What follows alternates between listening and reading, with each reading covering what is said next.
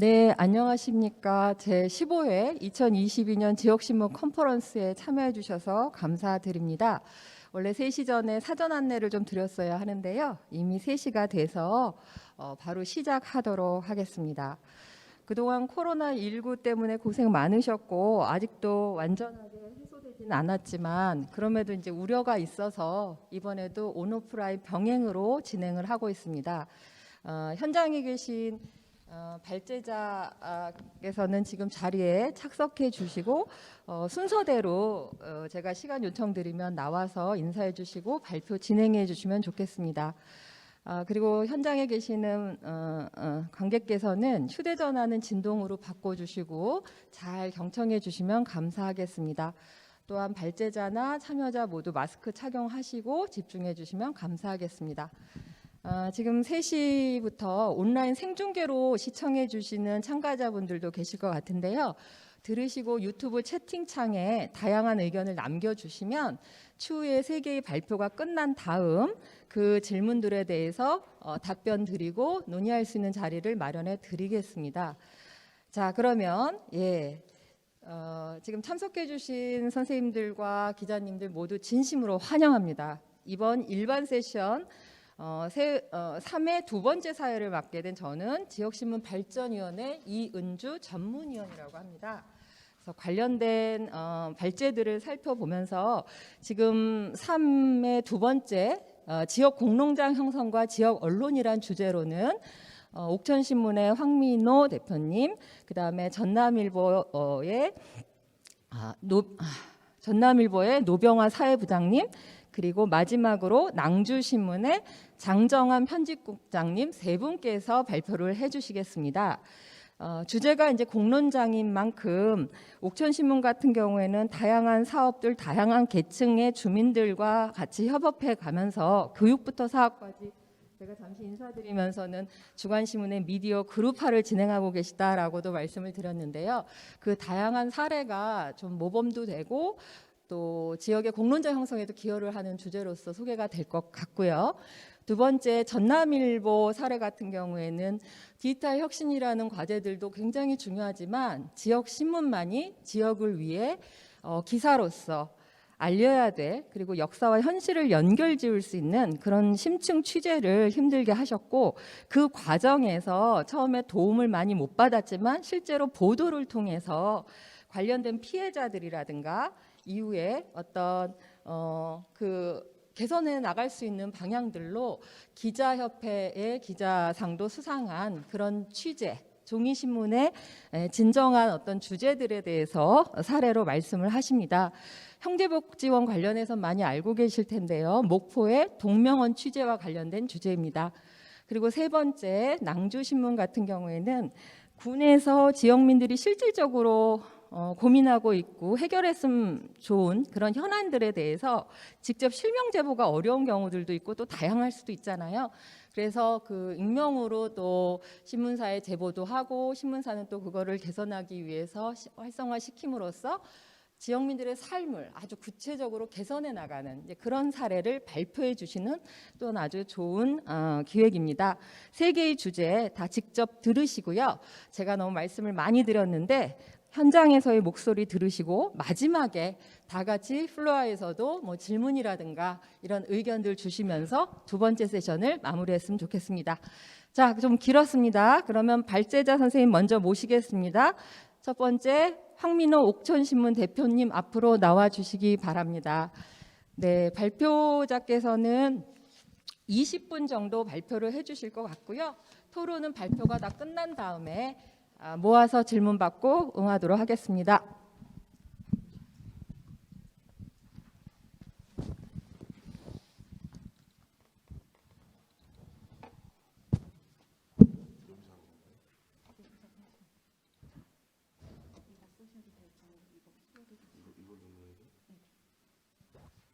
시작. 안녕하십니까. 옥천에서 왔습니다. 옥천신문 대표 황민호입니다. 반갑습니다. 여기서 하면 되는 거죠. 예. 저는 미디어 플랜이란 말을 처음 여러분들에게 화두를 던지려고 합니다. 미디어 플랜. 푸드 플랜만 있는 것이 아니라 먹을거리 자극을 위한 푸드 플랜만 있는 것이 아니라 공론장의 재설계를 위한 미디어 플랜이 반드시 필요하다. 지역마다. 이런 화두를 던지고 싶어서 오늘 이렇게 나왔습니다. 그래서 옥천신문의 미디어 플랜 한 2017년부터 지금까지 한 5년 넘게 큰 발걸음으로 이룬 미디어 플랜을 오늘 요약해서 발표하려고 합니다. 옥천신문은 1989년 9월 31일 222명의 주민들이 5천만 원의 자본금으로 창간을 했습니다. 전국 최고 역사의 온라인 유료 구독 시스템을 운영을 하고 있고 월 1만 원으로 구독료 시대 조기 게시도 같이 했습니다. 옥천신문만 열심히 만들다가 이제 옥천신문뿐만 아니라 다양한 공론장을 설계하기 위해서 2017년부터 문화적인 부분, 지역 시골이 문화적인 결핍이 굉장히 많지 않습니까? 그래서 2017년에 옥천신문 문화 콘텐츠 사업단을 만들었습니다. 만들어서 이 문화 공간, 옥천에 만화방이 없었는데 그게 하나뿐인 만화방이 없어져가지고 만화 카페로 이렇게 만들었고 사회적 기업 주식회사 고래시를 설립해서 사회적 기업 신청의 사회적 기업이 됐습니다. 그리고 둔벙이라는 공간을 운영을 하고 군단이 유일한 지역 잡지 월간 오기내를 발행을 합니다. 현재 옥천신문과 거의 같은 규모의 13명의 직원들이 근무를 합니다. 5년 동안 성장해서. 그래서 지금 월간 오기내는 3년 연속 문화체육관광부 우수잡지로 선정이 됐고 만화 카페도 운영하고 주말 청소년 자리 카페로 운영하면서 지금 그리고 디자인 사업도 같이 하면서 이제 이렇게 활성화되고 있습니다. 그리고 우리가 맨날 신문에서 로컬 푸드를 실천해야 된다 이렇게 이야기만 하지, 근데 기자들은 정작 보니까 로컬 푸드를 못 먹고 있더라고요. 그럼 우리부터 실천하자. 그래서 식비를 각출해가지고 신문사 안에 구내식당을 만들었고 아주머니 한 분을 고용하고 지역 농산물을 재료로 사가지고 로컬 푸드 식당을 자체적으로 만들었습니다. 그걸 만들다가 저희 고래신이나 이런 인원이 많아지니까 별도 분리독립을 시켜가지고 오기내 밥상이란 2019년도에 옥천신문 구내식당에도 오기내 밥상을 법인으로 독립시켜서 직원 3명을 고용하고 지금 바로 옆에 있습니다. 지역 순환경제에 도움이 됐고요. 2020년에는 읍지나 면지, 그 다음에 은빛 자서전이나 여러 가지 생활 기록들을 좀 깊이 있게 폭넓게 좀 기록할 필요가 있겠다 해가지고 옥천 기록공동체를 법인으로 만들었고, 다행히 그 옥천을 연구하러 온 안동대 민속학과 박사과정 친구가 옥천에 매료돼가지고 여기 대표를 맡아서 지금 그 일을 수행을 하고 있습니다. 오카이브라고 해서 아카이브에 옥천화를 시켜서 오카이브라고 지금 만들었고요. 그 다음에 옥천신문은 얘기했듯이 월 10,000원의 구독료를 내야 볼 수 있는 신문인데 월 10,000원 구독료도 없어서 신문을 구독하지 못하는 주민들도 있겠다. 그런 분들을 위해서 우리가 묵가생활정보지를 만들어야겠다. 구독료에서 소외된 주민들을 위해서 묵가생활정보지를 이렇게 만들었습니다. 2021년에. 그래서 옥천신문 디자인국을 분리해서 주식회사 우리동네란 법인을 만들었고, 이것 또한 예비사회적 기업이 지정이 돼서 지금은 4명이 근무를 하고 있고, 은평시민신문, 금산마을신문 등 타지역 신문과 마을신문 디자인도 하고 매주 옥천신문과 함께 지면을 발행하면서 이것들은 묵가지로 이거 사고 팔고 여러 가지 그 줄광고 같은 거 있지 않습니까? 그런 것들을 실으면서 주민들한테 인기가 굉장히 높습니다. 그래서 이 미디어 플랜의 가장 중요한 점 중에 하나가 뭐냐면 매체별 균형입니다. 지금까지 옥천신문은 인쇄 매체만 만들어 왔습니다. 신문과 잡지와 묵가생활정보지 다 인쇄 매체인데 이걸 뛰어넘어서 음성과 영상 매체도 필요하다. 이런 생각이 들어서 2021년 12월에 방송통신위원회에서 공모를 한 공동체 FM 공동체 라디오 방송에 응모를 해가지고 당당히 지정을 받았고 주파수 FM 104.9MHz라는 주파수를 얻어서 옥천 출신 청암 송건호 선생님 기일인 12월 21일에 개국을 했습니다.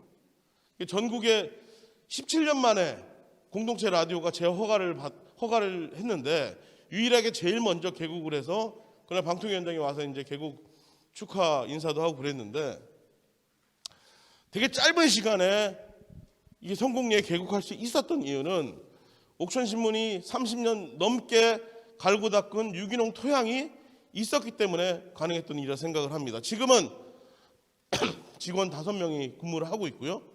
그 다음에 하루 8시간, 하루 9시간 프로그램이 돌아갑니다. 주민들 한 120여 명이 참여를 합니다. 초등학생들부터 89살 노인까지 직접 라디오 진행을 하고 있습니다. 매주, 그러니까 저는 이 신문으로만 이 지역의 공론장이 전부인 줄 알았지만 이 라디오를 해보니까 라디오에 또 친화적인 사람들이 또 나오더라고요. 또 그만큼. 그래서 얼마나 즐거워하는지 모릅니다. 직접 70살 노인은 이 사연 실은 종이를 장날에 각 상가에다 다 돌립니다. 다 돌린 다음에 1시간 뒤에 사연과 노래 신청을 다 받은 다음에 그것들을 잘 모아가지고 원고를 만들어서 매주 그렇게 방송을 합니다. 김관철 어르신의 사랑 실은 멜로디 그런 의미인데요. 그래서 저는 단지 유튜브로 돈을 버는 게 아니라 이 지역 저널리즘을 어떻게 수행할 것인가 고민을 했고 정말 라디오를 통해서 바뀌어진 나도 라디오 DJ가 될 수 있다는 이런 꿈을 많은 주민들한테 심어줄 수 있었다고 생각합니다. 영화 라디오스타처럼요. 그래서 얘기한 것처럼 이것도 별도 법인입니다. 사단법인 청암송고릉기념사업회가 옥천 FM 라디오 공채를 신청을 했고 2021년 12월 21일 날 이렇게 개국을 하게 됩니다. 옥천신문이 33년 전에 5천만 원의 자본금을 모았던 것처럼 이때는 2021 지원금이 하나도 없습니다. 방통위에서는 주파수만 내주고 알아서 하라는 거거든요. 이것도 2021년에 1억 3천만 원을 모았습니다. 주민들한테. 1억 3천만 원을 모아서 공간 리모델링 및 장비를 사는데 다 썼죠. 여기 지금 더 붙었는데 이렇게 주춧돌기금 모으기 해가지고 1억 3천을 모아서 이렇게 했습니다. 그래서 100여 명의 주민들에게 얼굴 보이시죠? 다 라디오를 참여하면서 돈을 받고 하는 일이 아님에도 불구하고 일주일에 한 번씩 꼭 이렇게 참석해서 자기 라디오를 진행을 하고 음악을 틀어주고 이렇게 하고 있습니다. 지금 그래서 이 옥천은 궁구리, 옥천역 앞에 옥천은 궁구리에 이렇게 한 7, 8개 법인이 있습니다.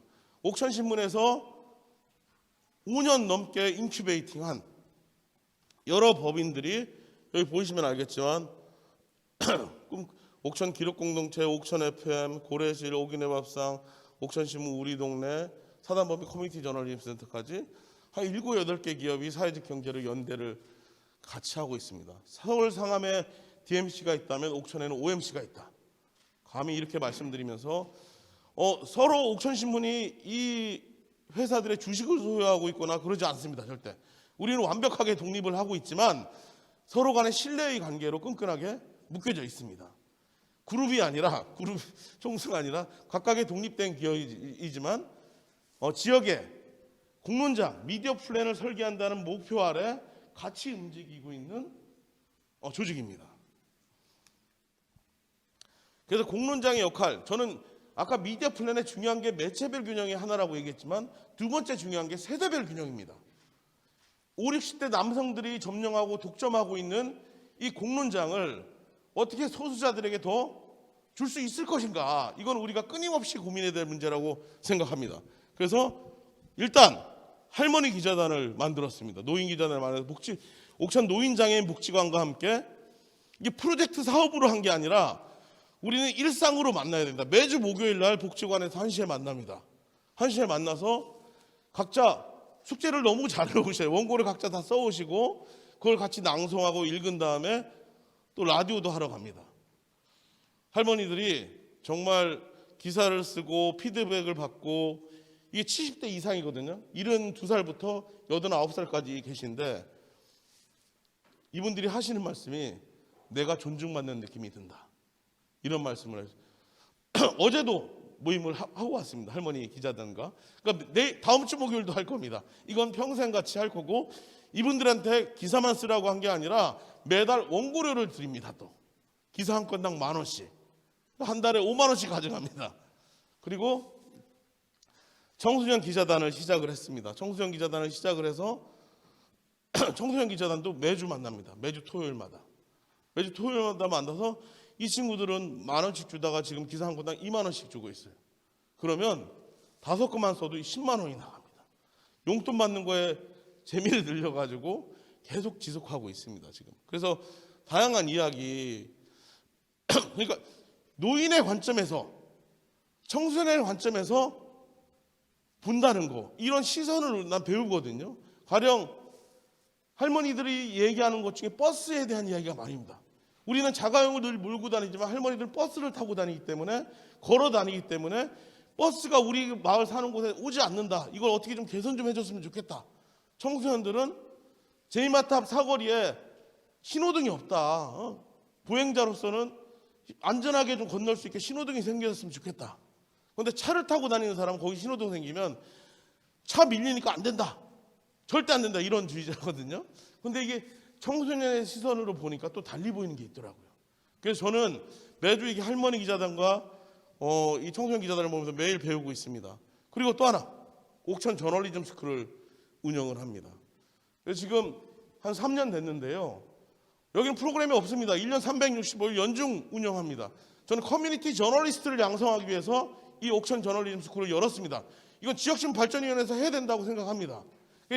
제가 하는 목표는 옥천에서 배워가지고 전국의 풀뿌리 신문에 기자들이 배출됐으면 좋겠고, 아니면 사이비 신문이 점령하고 있는 지역에, 지역 신문이 없는 지역에 직접 참관을 했으면 좋겠다. 이런 마음으로 옥천 저널리즘 스쿨을 열었습니다. 그래서 그 중에 절반은 옥천에 남고, 나머지는 또 이 친구들이 또 다시 서울로 가고 싶은 생각이 있어서 한겨레 신문이나 경향신문, 프레시안이나 연합뉴스, 또 경남도민일보 간 친구도 있었고요. MBN에 간 친구도 있었습니다. 그렇게 해서 많은 성과를 냈습니다. 우리는 이론보다는 직접 실전으로 취재를 하고 라디오 프로그램 기획도 같이 하고 이렇게 해서 하니까 아이들의 만족도가 굉장히 높습니다. 학생들의. 그래서 충남대하고 동국대는 인턴십으로 학점 교류도 하고 있고요. 지금도 계속 하고 있습니다. 지금 1인 1실 게스트하우스를 18개를 준비했고요. 한 달에 수업료가 30만 원밖에 안 됩니다. 30만 원. 거의 숙식비, 점심 한 끼 제공하고 이렇게 하고 나머지는 교육을 하고 있습니다. 이렇게 해서 직접 취업을 하고 있고요. 언론고시만 매몰되던 청년들이 다른 길이 있구나, 이런 것들을 느끼고 있습니다. 이게. 그리고 아까 얘기했죠. 미디어 플랜에 가장 중요한 게 3가지가 있다는데, 매체별 균형과 세대별 균형과 마지막 하나는 지역별 균형입니다. 공론장의 재설계를 위해서 필요한 겁니다. 근데 옥천은 대전하고 면적이 비슷하지만 옥천읍 생활권으로 6개면은 차로 20분 이내에 옥천읍으로 올 수 있는 거리지만, 청산 청성면은 40분이 걸려요. 차로. 대전보다 먼 곳입니다. 그래서 제가 오늘 올해 이현경 국장이 기사를 썼는데, 청산면 인구가 9개 읍면 중에 인구 감소율이 가장 높았습니다. 그래서 그걸 보고서 야, 이거 심각하다. 여기가 무너지면 옥천이 지역 소멸이 됐고 정말 인구 감소가 될 수 있겠다. 이런 절박함으로 미디어로 지역을 재생을 해보자, 이런 생각으로 청산면에 지역신문 제안 사업으로 면 단위 최초 마을신문 주간지를 발행을 합니다. 지금 12번째 주간지로 매주 발행을 하고 있고요. 청산, 청성 주민들한테 인기가 매우 좋습니다. 그 12월부터는 유료로 전환할 예정입니다. 유료로 전환해가지고 월 10,000원 구독자를 한 부씩, 2부씩, 3부씩 해가지고 청산, 청성뿐만 아니라 인근 영동, 용산, 보은, 상주, 마로, 상주, 화동까지 넓혀서 생활권 중심의 이 마을 지역신문을 만들어 보려고 합니다. 그리고 이거는 옛날 문간인데, 제가 카카오의 사회혁신가로 카카오 임팩트십을 선정이 받아가지고 2년 동안 매달 300만 원씩 7,200만 원을 받는데, 그 돈을 여기다 다 쏟아부었습니다. 사적신으로. 그래서 지금 이 모양이 아닙니다. 여기에는 옥천읍에서 읽었던 여러 가지 만화카페, 보드카페, 라디오 스튜디오, 영상 스튜디오, 신문까지 다 하는 60평 정도의 되게 멋진 공간을 만들어서 지금 운영을 하고 있습니다. 같이 해서 그래서 면단위 마을신문, 저는 인구가 청산, 청성면 합쳐봐야 5천 명이 조금 넘지만은 이 5천 명도 안 되는 이 지역에서 미디어로 지역 재생을 할 수 있겠다. 청년들이 몰려들고 청소년들이 밖을 나가지 않고 이 안에서 다양한 미디어 일자리를 창출하면서 지역 소멸을 막아낼 수 있겠다. 이런 확신으로 지금 이걸 하고 있습니다. 그래서 저는 앞서서도 얘기했지만 지역마다 푸드 플랜이 있듯이 미디어 플랜이 반드시 있어야 된다고 생각합니다. 그래서 4년에 한 번 투표하는 이벤트식 민주주의가 아니라 일상의 민주주의가 필요해야 된다. 그러려면 공론장애들 가까이 있어야 된다. 그래서 저는 건강한 지역 언론은 풀뿌리 민주주의의 초석이자 마지막 보루이다. 그래서 이런 마음가짐으로 이렇게 하고 있고요. 옥천신문이 33년 동안 옥천 주민들한테 많은 은혜를 입었습니다. 이 은혜를 한 5년 전부터 공론장을 재설계하면서 어떤 주민이나도 쉽게 제보와 민원을 할 수 있고 직접 글을 쓸 수 있다는 이 자신감으로 지금 하고 있습니다. 마지막으로 읽고 마치겠습니다. 옥천신문은 30년 전에 옥천 말해숲에 길을 냈다. 주민들이 언제든 목이 마르면 목을 축일 수 있는 말의 우물, 배고프면 언제든 찾아가서 먹을 수 있는 글의 곳간이 새로운 미디어 플랜으로 완성되길 소망한다. 예, 이상입니다.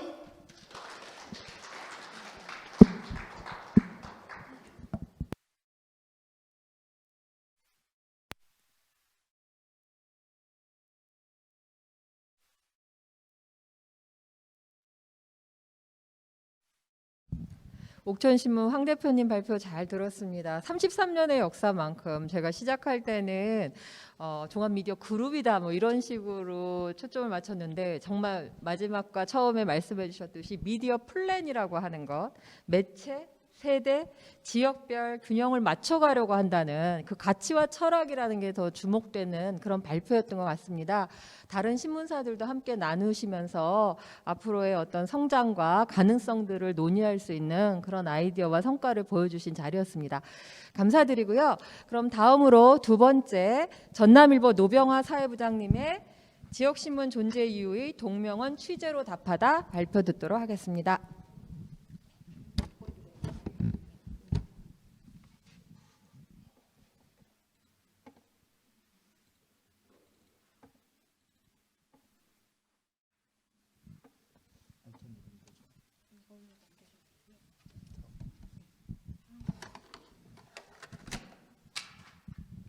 예, 안녕하십니까. 방금 소개를 받은 전남일보 노병화 사회부장입니다. 앞에 옥천신문 대표님이 워낙 열정적으로 말씀해 주셔서 전 좀 조용하고 차분하게 말씀드리겠습니다. 예, 목차는 이렇게 나누고요. 자세한 내용은 나눠드린 책자에 있습니다. 참고로 전남일보는 전남일보라고 해서 전남에 있는 게 아니고 광주광역시에 소재하고 있습니다. 전남일보인 이유는 광주가 전남 소속일 때부터 신문사가 있었기 때문입니다. 참고로 제 장인어르신은 제가 입사하기도 전에 전남일보 구독자였습니다. 그만큼 역사가 있는 신문입니다. 자, 서울 지역 신문들이 엄청난 파급력으로 수십여 년간 지역 일간지를 압도하고 있는 것은 익히 알려진 사실입니다. 신문 자체도 스마트폰의 대중화로 구독자가 줄어 과거에 비해 위상이 없어지고 있습니다. 이런 시대 변화 속에서 서울 지역 종합 일간지만큼 다양한 읽을거리를 보유하고 있지 않은 혹은 서울 지역 종합 일간지처럼 전국을 떠들썩하게 만드는 주제를 보여줄 기회가 상대적으로 적은 지역 신문이 존재하는 이유는 과연 무엇일까요? 이 질문에 대해 여기 계신 분들이 공통적으로 제시하는 것, 또 많은 분들이 제시하는 것은 로컬 신문만이 쓸 수 있는 차별화된 기사입니다. 그런데 정말 우리는 지역 신문만의 차별화된 기사를 날마다 생성해내고 있을까요? 연합뉴스와 뉴시스라는 통신사와 더불어 방송 역시 로컬을 강화하면서 무엇이 지역 신문만의 오리지널이고 무엇이 서울 종합일간지의 오리지널인지 구분을 할 수 없는 경우가 비일비재합니다.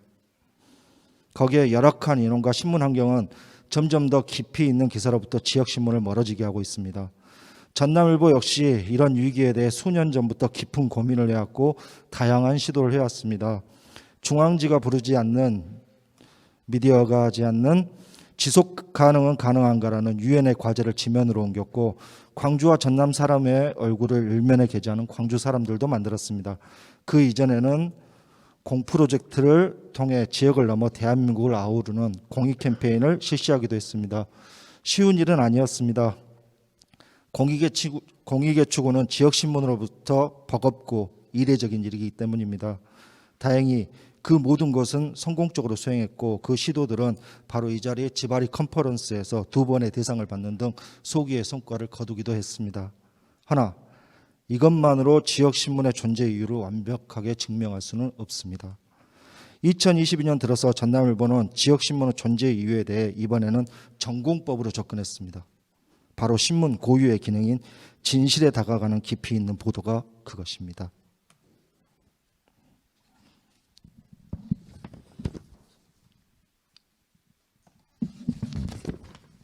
잠깐만요. 종이가 안 넘어가네요.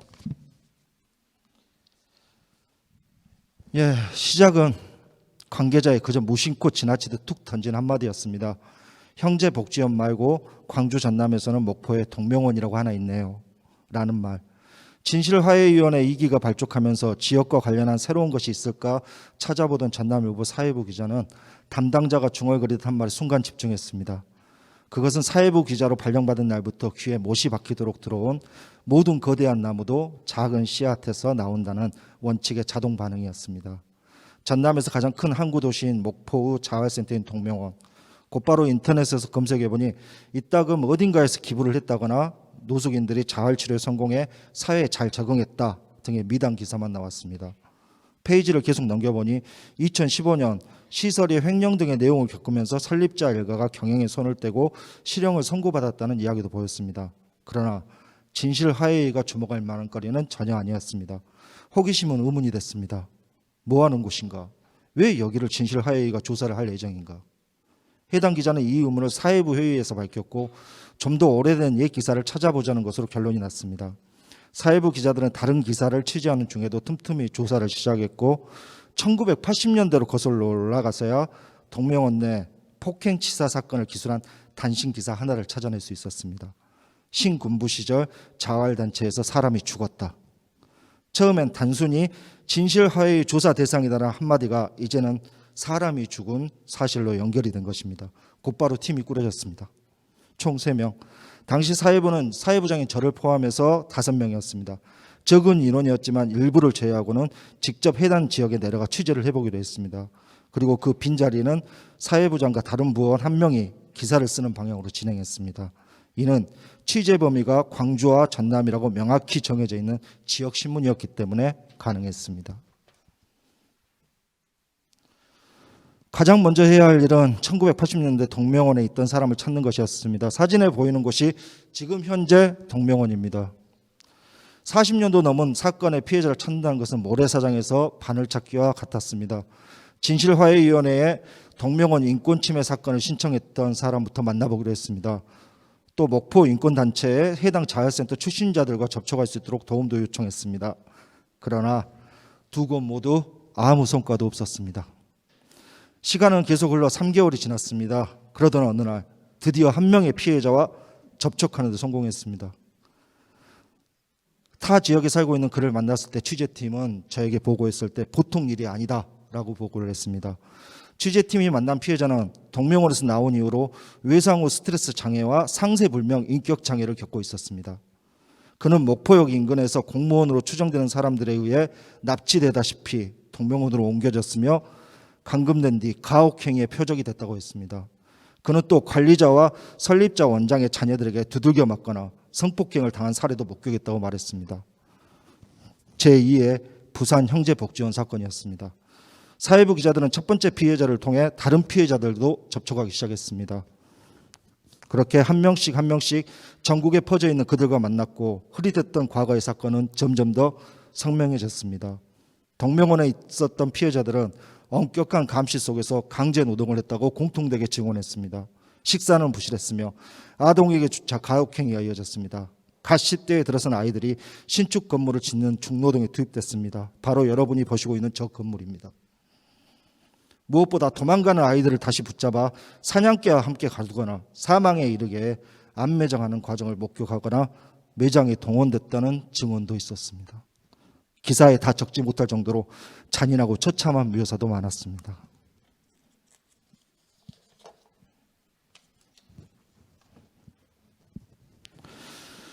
여기가 과거 동명원이 있었던 자리입니다. 지금은 빌라가 들어서 있지요. 어떤 피해자는 40년이 지났음에도 여전히 1980년대 시설 관계자들이 찾아오지 않을까 두려워하기도 했습니다. 비교적 최근 동명원을 빠져나온 한 피해자는 지자체의 무관심에 무력함을 느끼기도 했다고 울먹였습니다. 여기서 드는 의문 한 가지, 그들은 왜 끌려간 것일까요?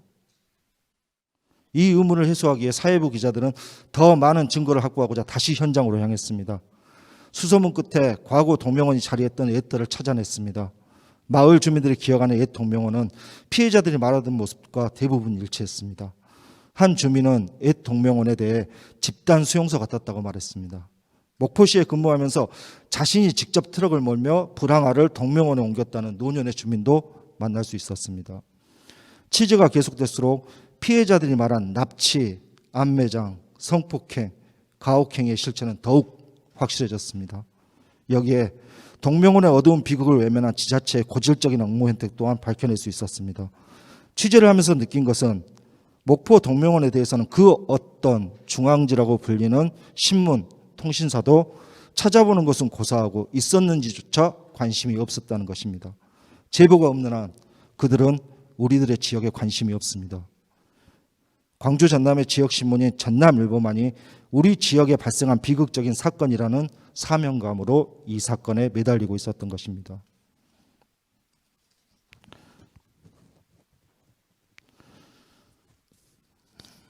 수개월에 걸친 취재 결과 사회부는 이 사건에 대해 지자체와 관계기관의 무관심 속에 목포 동명원은 수십 년에 걸쳐 발생한 피해자들을 가리는 견고한 벽을 쌓아 올렸다고 1차 결론을 내렸습니다. 취재는 더 진행됐습니다. 여기서 보도하는 것은 그저 껍데기만을 늘어놓을 따름이었기 때문입니다. 사회부는 다시 짐을 꾸려 부산 형제복지원 과거 수용시설을 연구한 전문가들을 만났습니다. 이 과정에서 목포 동명원 피해자들의 삶을 망친 진짜 가해자들을 만났습니다. 그것은 바로 국가였습니다. 박정희 정권이 만든 내무부 훈령 410호에 의해 전국에 불황인 수용시설이 생겼고 1970년 사회복지사업법 제정을 통해 복지라는 국가의 의무를 민간에게 떠넘기기 위한 법적 근거를 마련했습니다. 당시 불황인 수용시설을 둘러싼 국가의 관리 감독은 매우 형식적이었고 비리와 인권 유린을 눈감아주며 법인 운영 주체들의 이익을 보장해 주었습니다. 특히 목포 동명원은 당시 내무부 훈령 410호에 근거한 전국 불황인 수용시설 36개수 중 하나였습니다. 그동안 지자체와 관계기관이 무심했던 것 바로 뒤에 국가가 있었기 때문입니다. 이제 사건은 더욱 커졌습니다. 처음 관계자가 무심코 던진 한마디는 전남일보라는 지역신문의 끈질긴 추적으로 지하에서 지상으로 끌어올려졌습니다. 지역신문이 존재하는 이유에 대해 지면이 답을 할 차례였습니다.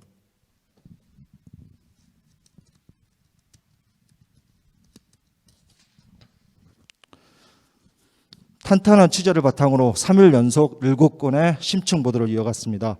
보도 이후 편집국에는 입소 피해자, 과거 직원 등의 제보 전화가 이어졌고 후속 보도 역시 멈추지 않았습니다. 추가로 목포시 전남경찰청 등에 흩어져 있는 동명원 관련 자료 또한 입수했습니다.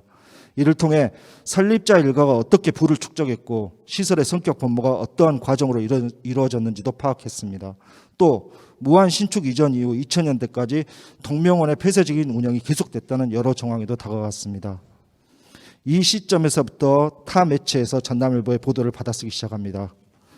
그것이 알고 싶다 팀은 올해 내로 해당 사건을 취재해서 방영할 예정이라고 연락이 왔습니다. 또한 본보 보도 이후 용기를 얻은 한 피해자가 전남도청 인권 담당 부서에 항의 서한을 보내기도 했습니다. 여기에 진실화해위원회 2기에서는 추가 피해자들의 진실규명 요청 문의가 빗발쳤습니다. 그들 역시 보도 이후 옛 목포 동명원 조사에 적극적으로 나서겠다고 답했습니다. 전남도청은 조사에 협력하겠다고 표명했습니다. 또 동명원을 관할하는 목포시에 관련 자료 공유를 지시한 상황이며 현재 무안군 청계면에서 시설을 운영 중인 동명원 직원 대상으로 인권교육을 진행하겠다고도 밝혔습니다. 목포시에도 피해자 민원에 적극적으로 협조하는 공문을 보냈습니다. 광주 전남 민주언론 시민연합에서도 SNS를 통해 본보의 기사를 공유하며 사건의 참상을 알렸습니다. 심층 보도에 힘써온 취재진을 격려하는 반응들도 이어졌습니다. 예, 사진을 보시면 굉장히 앳돼 보이죠. 실제로 저 기자들 중에 가장 연차가 높은 기자는 2년을 막 넘었을 뿐입니다. 나머지 두 기자는 입사하고 6개월을 갓 넘었습니다. 그러니까 기자로 따지자면 어린 기자들이죠. 그 기자들이 이번 사건을 취재하고 보도한 것입니다. 이 기획은 한국기자협의회 제378회 이달의 기자상을 수상했습니다. 당연히 기자상이 이 기획의 성과일 리는 만무합니다. 이 기사의 진정한 성과는 피해자들의 안도 섞인 한숨, 마음의 평화가 올 때 나타날 것입니다. 그렇기에 동명원 보도는 아직 끝이 아닙니다. 전남일보는 계속 이 사건을 주시하면서 피해자들의 억울함이 풀어질 때까지 추가 보도할 예정입니다. 지금 시대는 지역신문의 위기라고 합니다. 위기가 오면 대부분은 타개할 방법을 찾기 위해 분주합니다. 그래서 지역신문들은 생존을 위해 고군분투 중입니다. 하지만 이럴 때 본질을 다시 들여다보는 것은 어떨까 합니다. 지역신문의 존재 가치와 이유는 바로 본질에 있기 때문입니다. 신문의 본질은 여러분도 알다시피 진실보도입니다. 물론 늘 우리는 인원 부족에 시달립니다. 전남일보 사회부 역시 적은 인원이기에 이번 수개월의 심층 취재가 정말 버거웠습니다. 그럼에도 취재를 해냈습니다. 시스템이 있기 때문입니다.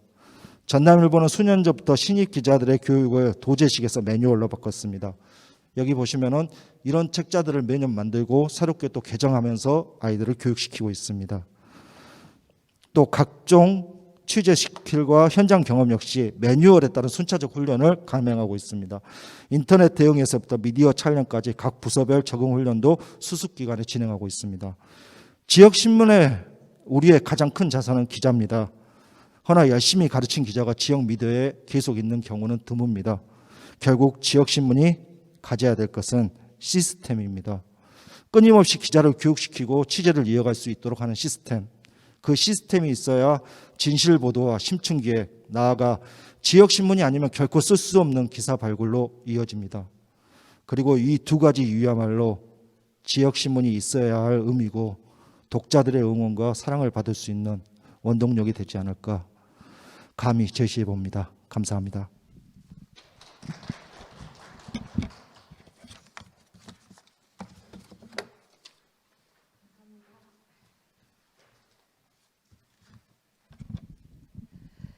네, 지금 발표해 주신 이제 두 분의 기자님들께서 시간이 20분 정도 됐는데 대부분 한 15분 조금 넘어서 해주셨기 때문에 오히려 종합토론 때 현장에서의 질문들을 받아서 더 깊이 있고 좋은 이야기 나누실 수 있을 것 같습니다.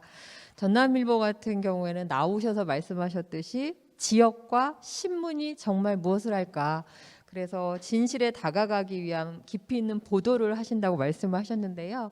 그 전체 발표집 뒷부분에 보면 초반부에 부장님이 말씀하셨던 그 고민에 대한 것들이 마치 내레이션처럼 한 줄 한 줄 꾹꾹 눌러셔서 마음의 소리를 쓰신 글이 있더라고요. 그리고 이제 하나씩 하나씩 확산되면서 공감되고 이 젊은 기자들과 함께한 과정들이 피해자들에게 그리고 시민들에게 그리고 또 다른 언론들에게 이렇게 확산되어 가고 주목받게 되는 과정들도 다루어져 있어서 읽는 동안에도 참 많은 생각을 하게 했습니다.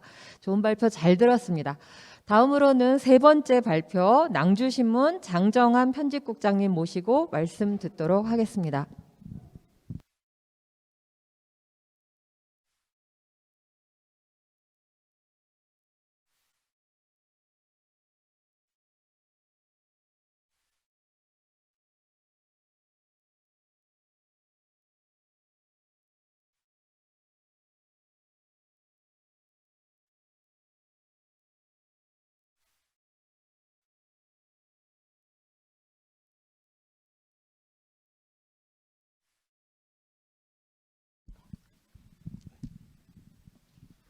예, 반갑습니다. 방금 소개를 받은 낭주신문의 장정한 편집국장이라고 합니다.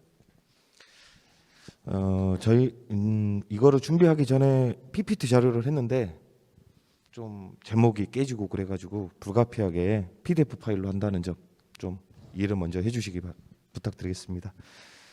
먼저 시작하기 전에 낭주신문 하시면은 조금 저기가 어디지 하시는 분들도 있을 것 같아서 간단하게 이제 신문사 소개를 한다 하면 전남 영암에 있고요. 낭주라는 제호 자체가 영암의 고려시대 때 옛 지명 이름이 낭주여서 저희들은 그 낭주신문이라고 제호를 했습니다. 창간은 2년 정도 됐습니다. 자, 순서입니다. 순서는 뭐 소개를 하다 보면 자연스럽게 나오니까 간략하게 넘어가도록 하겠습니다. 일단 오늘 제가 설명을 드리고자 하는 것은 저희들이 이제 조그맣게 시작한 코너, 국민의 쓴소리라는 코너를 갖고 설명을 드리려고 하는데요. 국민의 쓴소리 같은 경우에는 여기에 이제 기자분들도 다 아시겠지만은 신문의 기사가 게재되기 위해서는 여러 가지의 요소가 이제 필요합니다. 그 중에 이제 여러 가지의 요소들 중에 근데 그 뭐 시기성, 객관성, 뭐 또 제보의 중요도 이런 부분에 따라서 이제 기사 뭐 탑으로 갈지 사이드로 갈지 이렇게 정해지는데 저희들 같은 경우에는 그 기사 소재로 또 애매하고 또 그렇다고 또 이 부분을 넘기기도 애매한 기사들이 너무 많더라고요. 주민분들의 제보들이. 그래서 시작을 한 게 그것도 한번 이야기로 한번 만들어 보자. 그렇게 해서 창간 2020년 10월에 창간을 할 때부터 기획 코너로 저희들이 시작을 했어요. 그래갖고 이거를 시작을 했는데 근데 이제 여기 보시면은 그 주민분들이 제일 처음에 반응을 할 때는 어차피 말을 해도 니네들 취재를 하지 않잖냐. 그리고 뭐 제보를 해도 어떤 부분 자체가 니네들 같은 경우에는 이 부분은 기사가 뭐 중요도가 낮아서 군청하고 어느 정도의 뭐가 있어서 그래가지고 기사를 안 내는데 너희들한테 제보를 할 이유가 있냐. 신생사에서는 제보가 부족하다는 것 자체는 너무 큰 약점이거든요. 그래서 저희들은 대략적인 사실 확인만 되면 무조건 그 부분은 국민의 쓴소리라는 코너에다가 게재를 했어요. 그랬더니 방법을 몰라서 군청에 지인분들이 있어가지고 아니면 군청 공무원이라든가 혹은 기타 기관에 뭐 사업을 받는 데 있어서 해코지를 당할까봐 하지 않았던 분들이 이 국민의 쓴소리에다가 글을 올려주시거나 저희들한테 말을 해주시거나 그렇게 하시더라고요. 그렇기 때문에 지금 그분들의 그 신분보호를 위해서 저희들은 절대 익명을 보장을 하고요. 정치 비방의 글은 절대 게재를 하지 않았습니다. 그러다 보니까 생활 속의 이야기들이 국민의 쓴소리에 담아지더라고요.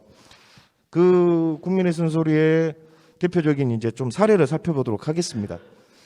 이 부분 같은 경우가 영암이 어떻게 되어 있냐면 11개 읍면으로 되어 있는데 그 대불 국가산업단지라는 부분이 3호 읍에 있습니다. 상당히 법인들이 몰려 있는 곳이죠. 근데 법인 그 등기소라든가 법원 창구가 있어야 하는 곳에만 법인 이거 민원 무인 발급기가 설치 운영이 되는데 이게 없다 보니까 한 40분 정도로 아까쯤 이제 전남일보 기자분께서 말씀을 하셨는데 무안에 가야만 이거를 쓸 수가 있는 거예요. 그럼 법인들 갔다 오면은 1시간 반 혹은 2시간을 소비를 해야 이 부분을 해결을 할 수가 있었습니다. 근데 이제 기업에 계시는 한 분이 저희들한테 이거 너무 불편하더라. 좀 지역신문에서 이런 부분도 좀 다뤄야 되는 거 아니냐. 근데 이제 취재하기에는 너무 시간이 오래 걸리고 그러다 보니까 급하게 이제 국민의 쓴소리에다가 먼저 했거든요. 그리고 이제 별도의 취재도 저희들이 이제 기사 취재도 하기는 했습니다만 7개월 후에 당초에는 영암군청에서도 예산이 너무 많이 들어가니까 이거 하기가 어렵다고 하더니 이 부분 자체가 공론화가 되고 지역의 여론이 되다 보니까 7개월 후에 7개월 뒤인 2021년 10월 7일 날 3호부터 법인 전용 무인 발급기 설치 운영이 됐습니다. 이제 저희들은 어떻게 보면 국민의 쓴소리에서 첫 어떻게 보면 그 사례가 나온 거죠. 이제 두 번째로 보면 이거는 이제 3호 읍에 사시는 한 주민분이 저희들한테 이제 지나가는 말로 말씀을 하셨어요. 3호 읍이 아까쯤에도 말씀드렸다시피 3호 읍이 인구가 영암군에서는 가장 많아요. 근데 행정군청이라는 행정기관 자체가 영암읍에 있다 보니까 3호 읍에는 대체적으로 관심도가 떨어집니다. 그리고 공무원분들이 지역에 3호에 사시지 않고 영암읍 쪽에 많이 사시다 보니까 3호읍이 뭐가 불편한지, 그리고 또 3호읍이 외주분들이 많다 보니까 영암읍까지 한 20-30분 지나서 뭐 시간을 들여서 영암군청을 가고 민원을 제기를 한다든가 이런 부분들이 적다 보니까 상당히 어둡고 또 외국인도 많고 하다 보니까 위험하다는 인식은 갖고 있었는데 이 부분에 대해서 어떤 분들한테 뭐 민원을 제기하거나, 그래서 설사 민원을 제기한다고 해도 그냥 한 귀로 듣고 한 귀로 흘려버리는 그런 경우가 많았는데, 낭주신문 같은 경우가 이 부분을 2021년 11월 18일자에 군문의 순서리로 해가지고 게재를 했더니 내년 그 다음 년도 2022년도 본 예산에 이 부분을 2억 1,300만 원을 들여가지고 대물 주거로에 LED 가로등을 설치를 해 주시더라고요. 그러니까 국민신문이 국민의 쓴소리 자체가 별것 아니라고 생각을 했는데 점차적으로 그 확대되고 주민들이 관심을 갖게 되는 그 좋은 사례라고 할 수가 있겠습니다. 그리고 이제 조금한 거를 보더라도 영암의 지역 신문들이 현재까지 총 7개가 있습니다. 7개가 있고 그중에 뭐 한 10년 이상 된 신문들도 있고, 저도 이제 그 부분에서 근무를 했던 적도 있고, 물론 이런 부분 같은 경우에는 제가 이제 타 지역 신문에서 근무를 할 때도 기사로 나갔던 부분들입니다. 영암공원이라는 곳의 공원 주차장에 수년간 폐차 수준의 차량이 방치가 되고 있다는 부분에 대해서는 저희들이 몇 번이고 기사를 게재했었는데, 국민의 쓴소리라는 코너가 확립이 되고 확대가 되면서 그 부분에 대해서 다뤘더니 바로 시정 조치가 되고, 또 이 버스 기다리다 녹아내릴 것 같아요라고 하는 그 학생 같은 경우는 저희가 학교에 취재를 갔는데 한 학생이 저희들한테 와서 이러이러한 부분에 대해서는 버스 정류장에 버스 승강장이 설치가 되어 있지 않아 가지고 올 여름 엄청 더웠지 않습니까? 그래서 이제 떼약볕 아래에서 너무 계란 후라이가 될 것 같 정도 너무 더웠다. 좀 버스 승강장을 좀 설치를 해줬으면 좋겠다. 이런 이제 건의를 하길래 저희들이 이제 국민의 쓴소리로 했는데, 이 부분도 일주일 뒤에 바로 설치가 되고, 그리고 지금 아쉽게도 이제 계속 3호 이야기만 나오는데 3호읍이 인구가 가장 많음에도 불구하고 응급실이 멀리 떨어져 있다 보니까 아이 키우기가 너무 힘들다. 아이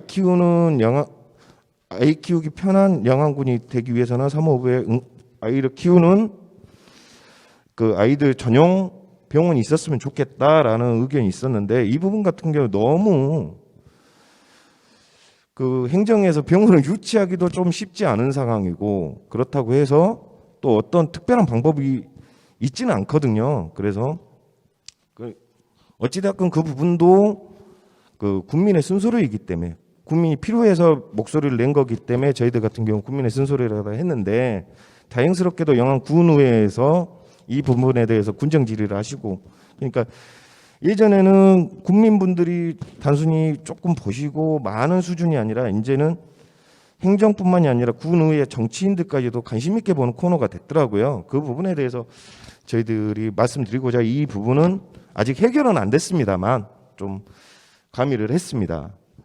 그리고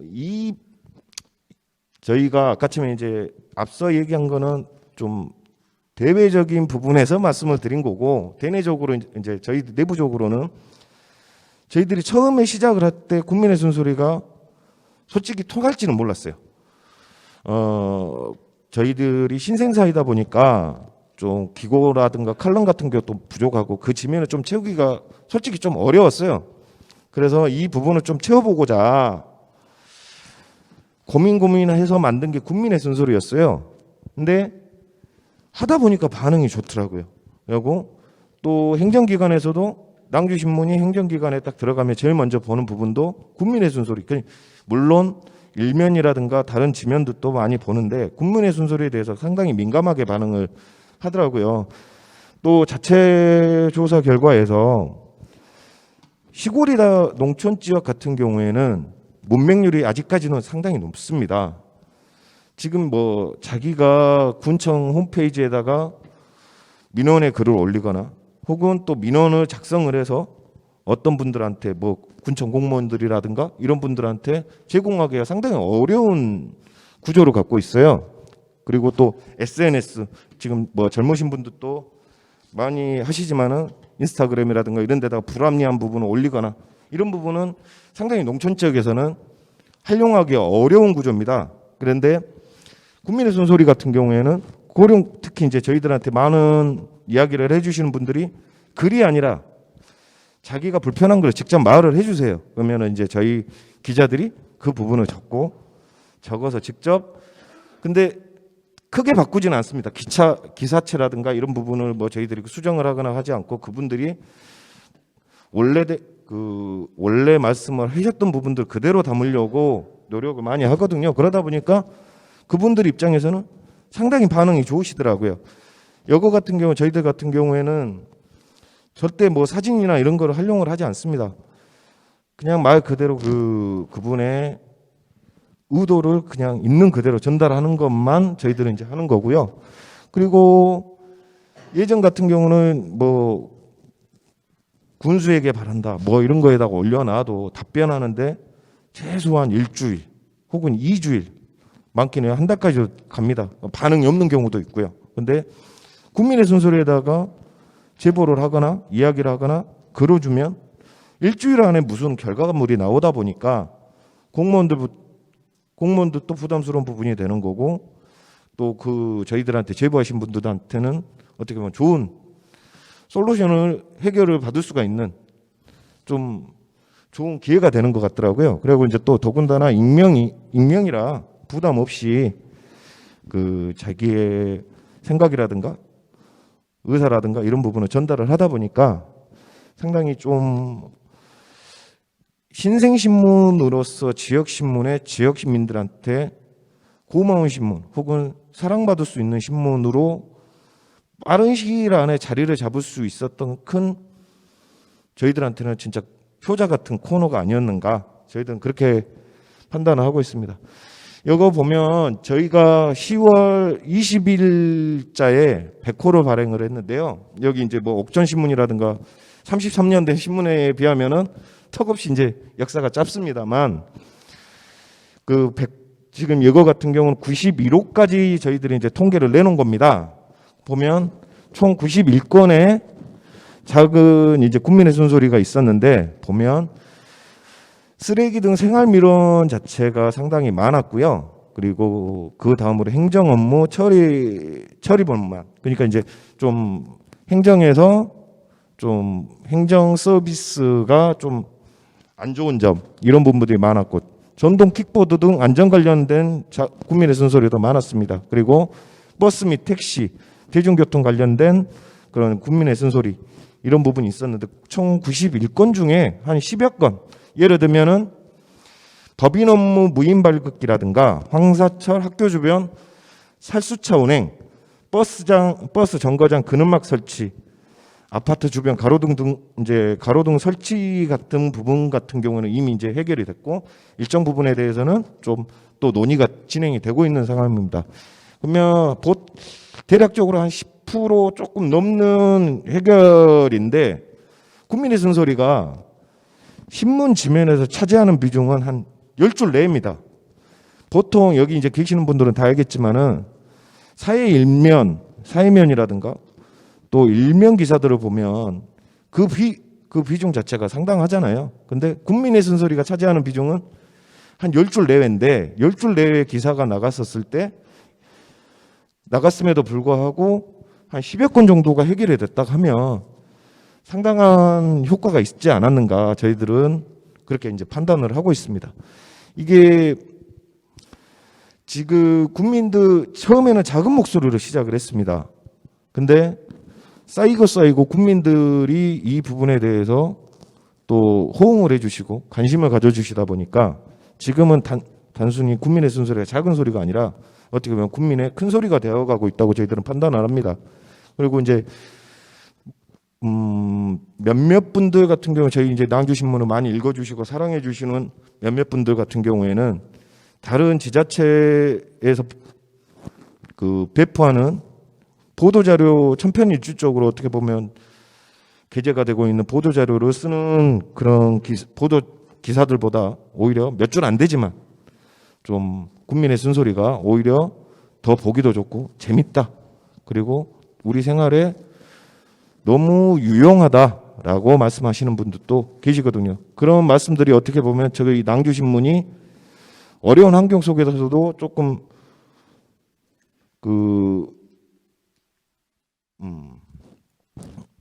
이제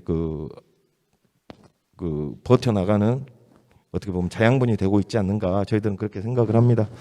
근데 이제 국민의 쓴소리도 분명히 고민이 있습니다. 그 대표적인 게 뭐냐면 국민의 쓴소리가 이제 익명으로 이렇게 되다 보니까 저희들은 아까 이제 서두에 이제 말씀드렸다시피 정치적인 내용이라든가 비방용 그런 저희들은 철저하게 배제를 하고 있습니다. 근데 이 익명이라고 하는 것을 이용을 해가지고 상당히 좀 애매한 이제 그 정치적으로 애매한 부분들을 제보하시는 분들도 계세요. 근데 이 부분들 같은 경우에는 저희들 같은 경우에도 아무리 국민의 쓴소리라고 하지만은 사실 확인을 해야 되고 팩트 확인을 해야 되기 때문에 그 부분에 대해서는 저희들이 또 이제 시간 할애를 하고 있는데 일일이 지금 한 주 보통 한 대여섯 건 정도가 들어오는데 그 중에서 팩트 확인을 하고 또 사실 확인을 하고 이제 그러다 보니까는 좀 일반 기사 취재하는 거 못지않은 시간들이 투입이 되는 거는 또 저희들의 고민이에요. 그리고 이제 또 생활 민원들이 많다 보니까 그 비슷비슷한 뭐 쓰레기 우리 집 앞에 쓰레기가 많다 혹은 전동 킥보드 같은 경우에는 매주 한 건씩 들어옵니다. 그 전동 킥보드 같은 경우는 매주 한 건씩 들어오고 그리고 이제 교통 같은 경우에는 저희들이 이제 국민의 쓴소리를 하더라도 버스 회사 같은 경우는 경영의 문제를 계속 들이대다 보니까 저희들 같은 경우에도 그 국민의 쓴소리를 많이 제보 게재를 하더라도 쉽사리 해결이 되지 않는 부분도 있어서 그런 부분에 대해서는 조금 저희들 또 고민이 있고요. 그리고 이제 또 일상민원이다 보니까 소재가 너무 비슷한 소재가 많이 나가다 보니까 일부에서는 우려먹기 아니냐라는 좀 의심의 눈초리도 또 있는 것도 사실이고요. 네, 뭐 좀 제목을 조금 장난스럽게 했습니다만 저희들 같은 경우는 처음에는 국민의 쓴소리가 이제 이렇게 길게 운영이 될지는 몰랐습니다. 그런데 이제 하다 보니까 저희 이제 그 낭주신문의 그 시그니처 코너가 되다 보니까 저희들은 낭주신문이 앞으로 계속 존속하는 한 국민의 쓴소리는 계속 진행을 하려고 생각을 하고 있습니다. 왜 그러냐면 아까도 이제 서두에 살짝 말씀을 드렸습니다. 양안군은 연령대가 많다 보니까 국민들 중에 60, 70대 이상 분들이 많다 보니까 문맹률이 상당히 높습니다. 그리고 또 신문이 안 보여서 못 읽는 분들도 많고 그러다 보니까 저희들이 직접 발로 뛰고 직접 이야기를 들으면서 이 부분에 대해서 국민분들이 불편한 부분들을 해결할 수 있는 방법이 아까처럼 이제 뭐 그 옥전신문이라든가 뭐 전남일보 같은 경우에도 상당히 이제 저희들도 좋은 정보를 주셨는데 이런 분들 저희들 나름대로의 방법으로 이게 이제 국민의 쓴소리가 저희들이 국민들한테 다가갈 수 있는 좋은 코너가 되지 않을까 그 생각으로 저희들은 이제 앞으로 계속 민원 소통 창구로서 이제 계속 이 부분을 지속해 나갈 생각이고요. 그리고 또 진짜 일부입니다. 국민의 쓴소리 때문에 구독자로 연결되는 것은 극히 일부인데 그래도 국민의 쓴소리라는 이 코너 하나 때문에 단 한 분의 국민 그 독자가 생긴다고 하면 저희들 입장에서는 감사한 일이기 때문에 이 부분에 대해서도 국민분들한테 실망시키지 않기 위해서라도 국민의 쓴소리는 앞으로도 계속 지속적으로 운영을 해나가겠습니다. 생각입니다. 예, 이상입니다. 감사합니다.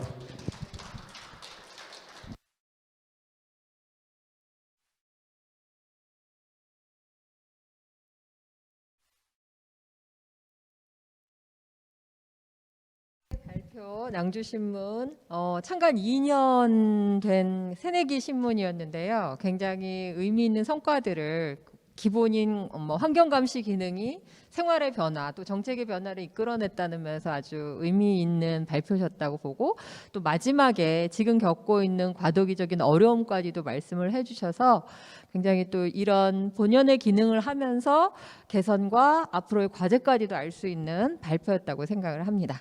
네, 이렇게 해서 새 신문사 세 분의 발표를 들었고요. 지금부터는 연사분들 세 분 앞으로 모시고 유튜브나 또 현장에 계시는 질문을 받는 그리고 응답하는 시간을 갖도록 하겠습니다. 세 분의 선생님들 나와주시기 바랍니다.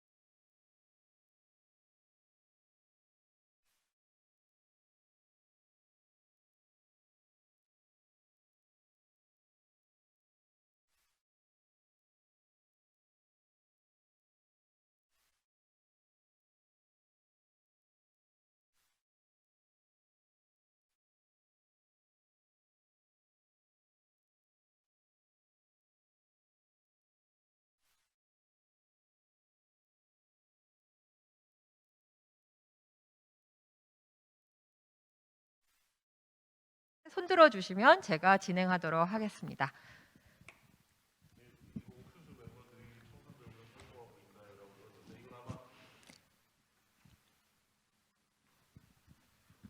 예, 옥천 저널리즘 스쿨 학생들이 청산별구에서도 활동하고 있나요? 묻는 것 같아요. 그래서 청산 캠퍼스를 만들어서 지금 옥천 캠퍼스와 청산 캠퍼스 두 개를 만들어서 청산별구에서도 아마 활동을 하게 될 것 같습니다. 예, 이렇게 답변드리겠습니다. 예, 이상입니다.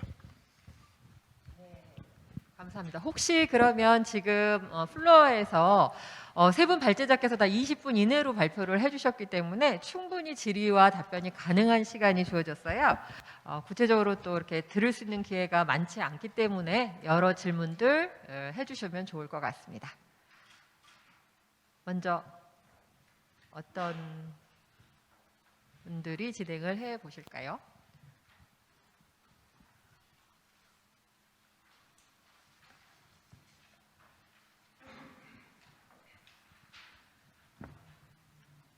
그러면 혹시 지금 세 분 선생님들 계신데 본인이 발표하신 것 말고 또 다른 신문사에게 궁금하신 거 혹시 있으신지?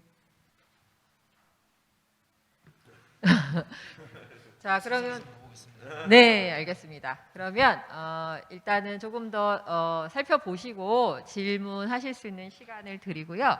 그럼 제가 좀 진행하면서 몇 가지 질문을 이제 간단하게 드리고 또 그리고도 시간이 남으면 또 세 분 선생님의 못다한 이야기 마저 말씀해 주시는 걸로 해서 이번 세션은 좀 마무리 짓도록 하겠습니다.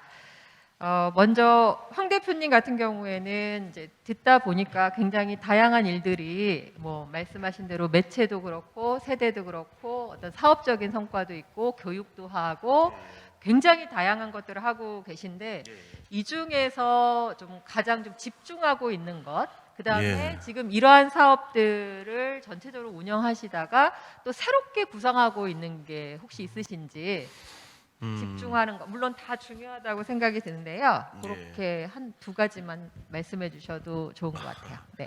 다 이제 법인들이 5년 동안 사실 7, 8개가 만들어진다는 게 쉬운 일이 아니거든요. 그리고 또 안착하는데도 많은 시간이 걸립니다. 실제적으로. 그래서 옥천 FM 공동체 라디오 같은 경우는 지금 1년이 다 돼가고 있는데 이제 예비사회적 기업 지정되고 이제 사람을 한 5명 정도 지금 운영을 하고 있는데 여전히 좀 적자입니다. 사실 적자이면 같은 법인에서 좀 도와주고 각출하면서 이제 조금씩 한 달 한 달 넘어가고 있는데 일단 FM 공동체 라디오가 좀 이제 경영 안정화 되는 게 좀 가장 큰 목표이기도 하고요.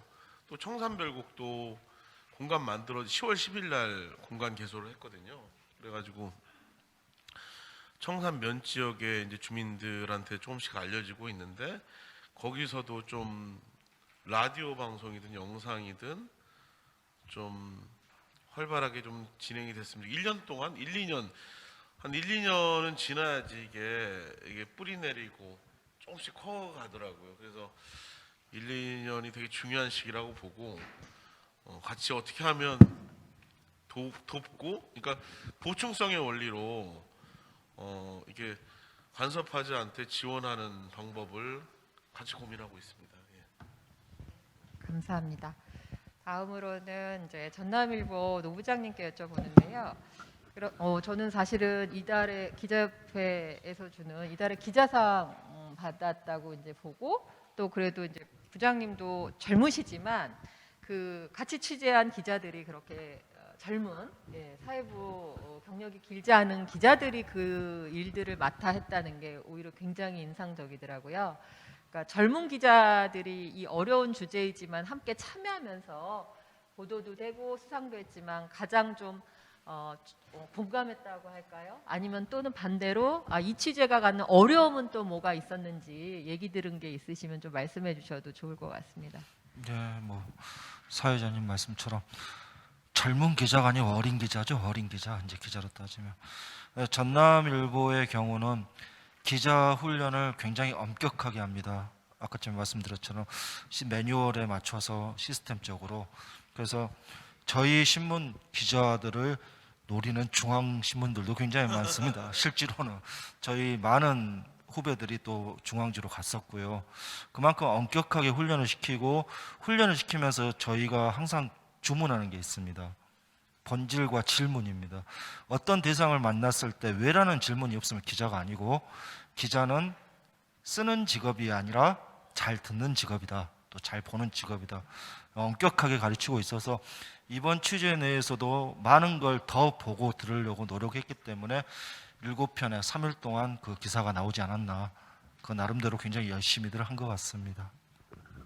네, 답변 감사드립니다. 저도 이제 청년들, 학생들 만나서 강의도 하고 그런데 언제나 느끼는 거지만 기성세대보다 훨씬 더 깊고 또 그러면서 새로운 문제의식과 실천의식을 가지고 있더라고요. 근데 그걸 제대로 오히려 기성세대가 잘 못 받고 좀 이렇게 차이를 두고 있지 않나, 이제 그런 반성도 되게 되고, 또 전남일보가 이렇게 젊은 기자들을 잘 키워내고 그들도 하는 모습들이 좀 다른 신문사들 속에서도 좀 발견되고 응용이 됐으면 좋겠습니다. 지금 이제 옥천신문 질문도 왔는데 그래도 마지막 세 번째 우리 낭주신문 국장님께도 말씀을 여쭙겠습니다. 저는 이제 2년 차가 돼서 지금 쓴소리라는 주제 그 제하에 많은 성과들이 나고 있는데 간혹 홀로 하기 어렵고 가치 있는 신문들이 공동으로 좀 해가지고 개선할 수 있는 그런 뭐 취재라든가 아니면 뭐 그런 어떤 좀 개선 방향 이런 것들이 혹시 없으신지. 저는 뭐 유사한 민원을 계속 해결한다라는 우려 섞인 소리가 들린다고 하는데 저는 그거는 개인적으로 우려를 신경 쓰지 않아도 된다고 생각을 하거든요. 모든 지역이 계속 해결이 안 되면 그것을 계속 추진하는 것들은 굉장히 바람직한 것이고, 고치고 고쳐도 안 되면 그럼 여럿이 힘을 합쳐서 고쳐 나가야 되는 이슈인 것 같아요. 그래서 이제 그런 거는 뭐 오히려 비판하시는 분들의 문제지 신문사는 괜찮다라는 생각을 좀 했고요. 그래서 지금 혹시 그럼 협업을 해가지고 좀 시급히 개선하고 싶은 그런 의제가 있다면 어떤 게 있는지 그것도 한번 듣고 싶습니다. 지금 이제 가장 이제 고민스러운 부분 자체가 지역의 언론의 지금 이제 특성이라고 이제 보면 좋을 것 같아요. 이제 다른 지역은 모르겠습니다만 영암 같은 경우에는 7개의 신문사가 그 협동이라는 개념보다가는 협업이라는 개념보다가는 적대적인 그런 이제 관계에 있다 보니까 저희들 같은 경우 특히 이제 7개의 신문사 중에 유일하게 낭주신문만 3호 우배에 위치해 있습니다. 그러다 보니까 조금 더 견제라든가 이런 부분에서는 조금 덜할 수도 있겠습니다만 지역 안에서는 상당히 이제 서로 물고 뜯기는 그런 게 있다 보니까 이제 조금 아까 전문위원님께서 말씀해 주신 협업이라든가 이런 부분은 현실적으로 쉽지 않지 않겠는가 저는 이제 개인적으로는 그렇게 이제 생각을 하고요. 그리고 저희들 같은 경우 지금 이제 국민의 쓴소리를 통해서 해결되지 않는 부분들 같은 경우에는 이제 저희들이 직접 기자들이 심층적으로 취재를 해서 보도를 하는 경우도 있습니다. 그러다 보니까 이제 그 해결되지 않는 부분들은 저희들이 이제 기획 보도라든가 심층 취재 혹은 그 이상의 이제 기획 시리즈로 지금 현재 진행을 하고 있어서 될 수 있으면 국민분들이 말씀해 주신 부분들 같은 경우에는 최대한 지역신문으로서 저희들 이제 사명이라고 생각을 하다 보니까 앞으로도 이제 계속 해결해 나가려고 노력을 하고 있습니다. 예. 감사합니다. 네, 일단 세 분께 플로아 질문이 좀 적어서 제가 여쭤봤는데요. 지금 들어온 질문이 옥천신문 관련해서 좀 말씀을 들어야 할 것 같아요. 제가 이걸 전달을 해드릴 건데 라디오 운영과 신문사 간 협업이 필요했을 텐데 유기적인 협력 체계 구축을 위한 가장 필수 조건이 뭐라고 생각하시는지요? 그다음 또 하나는 이 라디오를 운영하는 데 드는 비용이나 앞으로 정부에서 공동체 라디오 주파수 공모가 또 있을까요? 예, 공동체 라디오 관련된 질문이고 마지막으로 흑자 전환의 어려움이 참 많은데 지역 신문의 경영 타개를 위해서 종합적으로 제언해 주실 게 있을지 두 개는 라디오 관련된 거고 마지막은 이제 유료 전환을 위해서 좀 주목할 게 무엇인가 그렇게 하나가 더 들어온 것 같습니다. 그 라디오 운영과 신문사 간 협업이 필요하고 라디오와 신문사의 물리적 거리가 한 100m가 안 됩니다. 되게 가깝게 있고 가깝게 있는 만큼 맨날 같이 밥을 먹거든요. 오기내 목상에서 같이 밥을 먹으면서 여러 가지 이야기를 하고 또 신문을 보면서 그 주에 초대 손님이나 게스트를 또 섭외하기 때문에 되게 유기적인 관계로 만들어지고 있습니다. 자연스럽게 만들어지고 있고요. 아까 발표에도 말씀했듯이 옥천신문이 33년 동안 일궈놓은 유기농 토양 속에서 씨앗을 심었기 때문에 다른 지역보다 빨리 개국하고 안착할 수 있었다고 생각을 합니다. 두 번째로 라디오 운영하는데 드는 비용은 사실 라디오 운영하는데 드는 비용은 지금 생각해 보니까 되게 작게도 할 수 있습니다. 실제적으로 실제 저희가 1억 3천 들었다고 하는데 스튜디오 5개를 만들었거든요. 스튜디오 5개를 만들고 장비를 사는데 6,500만 원 들었고 스튜디오를 만드는 리모델링 비용은 우리 6,500만 원 들었습니다. 한 1억 3천 정도 제반 비용이 필요했고 직원들 인건비 들어가는 게 매달 한 8,900에서 1,000만 원 정도 들어가는 것 같습니다. 그래서 그것들을 어떻게 만드냐? FM 라디오 광고는 수익 사업이 후원, 이 비영리 법인이 비영리 법이면 신청할 수 있습니다. 그래서 비영리 법인이기 때문에 후원이나 광고 수익 이런 것들로 지금 하고 있고 또 영상 제작이나 여러 가지 축제 때 이동 라디오나 이런 것들 하면서 이제 수익을 벌어들이고 있거든요. 그래서 되고 있고 지금 정부에서 내년에도 FM 공동체 라디오 공모를 할 겁니다. 지금 정부 기조가 지금 27개인데 공동체 라디오가 아직 다 개국을 하지 못했습니다. 허가받은 데가. 그래서 앞으로도 공모를 할 거기 때문에 그런데 이게 지상파 방송이랑 똑같아서 서류 준비하는데 되게 어렵습니다. 채광권을 거의 제출을 해야 되는 거거든요. 지상파 방송입니다. 실제 전파를 쏘기 때문에. 그래서 조금 서류 준비하는데 신경을 써야 될 것 같고 비영리 법인을 만들어야 됩니다. 별도. 그렇게 말씀드리고요. 그 다음에 운영에 대한 어렵습니다. 사실 옥천신문도 33년 동안 됐는데 정말 매달 고민을 합니다. 월급날이 다가오면 힘들고 월급 빠져나가면 이제 4대 보험료를 내야 되는데 그것 때문에 늘 고민이 많은데 옥천신문은 실제로 다른 사업을 하나도 하지 않습니다. 사업을 하지 않고 오히려 오로지 구독료와 광고료, 신문사 재정이 연 8억에서 9억 정도 되는데 연 매출액이요. 그중에 50%가 구독료가 50%가 넘습니다. 광고료보다 구독료가 많습니다. 이런 신문사도 굉장히 보기 드물 텐데요. 우리는 구독료에 의존하는 신문이기 때문에 지자체나 기업에서 신문을 끊는다고 해도 비판 기사를 해서 신문을 다 끊고 광고를 중단하는 것도 많거든요. 그래도 꿋꿋하게 버틸 수 있습니다. 주민들이 내는 구독료가 있기 때문에요.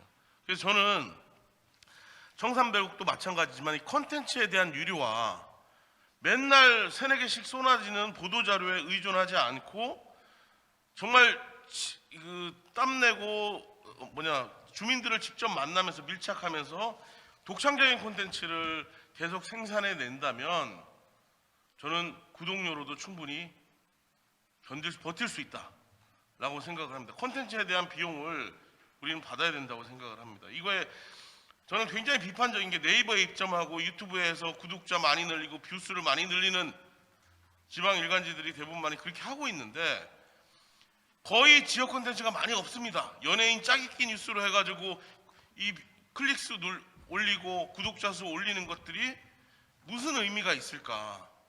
저는 그런 구독자 수나 클릭 수에 매몰되지 않고 인구수가 적더라도 정말 지역 주민들의 충실한 콘텐츠를 얼마만큼 우리가 생산하고 있는가? 이게 매우 중요한 포인트라고 생각합니다. 예, 이상입니다. 지금 인터넷으로 마지막 질문이 하나 와서 요거까지 하고 이제 마무리 지으려고 합니다. 옥천신문 대표님께 질문 드리는데요. 인근의 고은, 상주, 영동 지역에도 연계하기 위한 그 디지털 미디어 활용 계획이 그렇게 확산할 계획도 있으신지 질문을 하셨거든요. 예, 그 청산청성에서 시작했지만 그 청산청성이 행정구역은 옥천이지만 생활권은 영동이 더 가깝습니다. 영동이 20분, 영동읍이 더 가깝거든요. 그래서 청산청성을 중심으로 행정구역을 넘어서 생활권 중심으로 신문을 한번 만들어 보고 싶은 게 제 소망입니다. 네, 감사합니다. 마지막으로 옥천신문에 대한 그 자세한 질문과 응답이 있었는데요. 두 분 신문사 선생님들께도 마지막 마무리 말씀 듣고 이번 세션 끝내도록 하겠습니다. 마지막. 예. 어찌됐든 이 자리에 앉아서 여러분들께 저희가 열심히 노력했던 성과를 보일 수 있었던 것만으로도 충분히 영광스러웠습니다. 감사하고 또 좋은 하루들 되시기 바랍니다. 먼저 이제 창간 2주 이제 2년 정도밖에 안 된 신생신문에게 이런 좋은 기회를 주신 거에 대해서 저는 일단은 감사하게 생각하고요. 그리고 이제 오늘 발표하는 데 있어서 조금 부족하거나 또 좀 버벅거렸던 부분에 대해서도 좋게 좀 봐주셨으면 좋겠습니다. 감사합니다. 네, 플로어에서 많이 참석해주신 신문사와 또 지역신문발전위원회 관계자 여러분들께 진심으로 감사드립니다. 멀리서 직접 와주셔서도 감사드립니다. 그리고 또 온라인 생중계를 통해서 참여해주시고 경청해주신 그런 시청자 여러분께도 감사 인사를 드리겠습니다. 이상으로 2022년 지역신문 컨퍼런스 일반 세션 3회 두 번째 자리 마무리 짓도록 하겠습니다. 모두 수고하셨습니다. 감사합니다.